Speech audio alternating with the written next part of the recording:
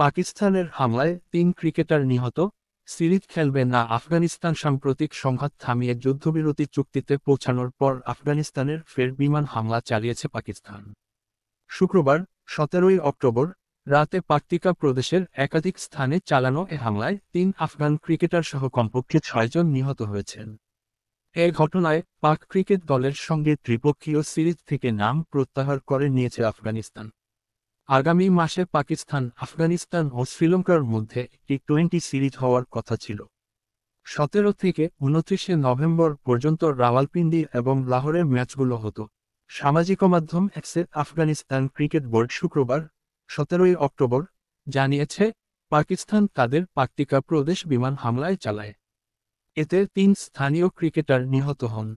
তারা প্রদেশের রাজধানী সারানায় ফ্রেন্ডলি ম্যাচ খেলে বাড়ি ফেরার পথে পাক হামলায় প্রাণ হারান।